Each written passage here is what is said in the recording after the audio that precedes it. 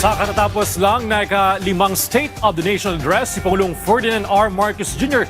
Silipin naman natin ang sitwasyon ngayon sa St. Peter Parish sa Commonwealth Avenue sa ulat live ni Carlo Candelaria Live. Carlo?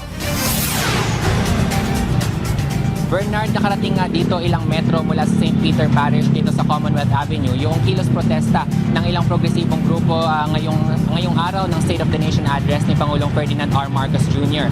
At sa mga oras na ito ay tapos na yung kanilang programa at nag-disperse na rin sila.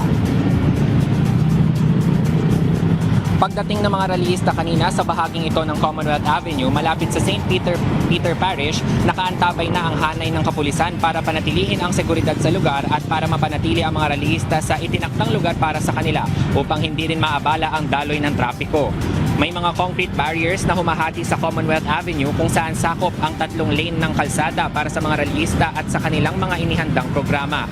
Ayon kay NCRPO Chief Police Major General Anthony Aberin, nasa 10,000 mga pulis ang nakapwesto dito sa kahabaan ng Commonwealth Avenue ngayong araw. Tiniyak din ng pulisya na pairalin ang maximum tolerance at paggalang sa karapatang pantao habang mahigpit ding ipatutupad ang mga alituntunin gaya ng hindi pagpapahintulot na lumampas ang mga rallyista sa itinakdang protest area at pagpigil sa pagsusunog ng effigy. Kanina, Bernard, ay bahagyang kumulimlim at umambon pero hindi natinag ang mga rallyista at maging ang mga kapulisan na nakabantay dito. Sa crowd estimate ng NCRPO, umabot sa humigit kumulang 4,000 ang nagkilos protesta dito sa bahaging ito ng Commonwealth Avenue.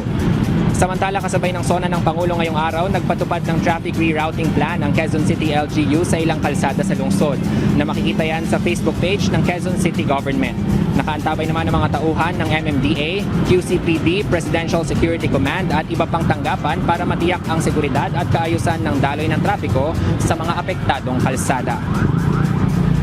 Sa ngayon, Bernard, kung makikita mo yung sitwasyon ng trapiko dito sa may Commonwealth Avenue ay 2 lane na lamang yung sakop ng mga sasakyan ng mga otoridad at nadadaanan na yung 5 lane ng Commonwealth Avenue. Bagamat may kabigatan lang sa daloy ng trapiko dahil sa volume ng mga sasakyan ngayong rush hour ay tuloy-tuloy naman yan habang lumuluwag na itong kahabaan ng Commonwealth Avenue.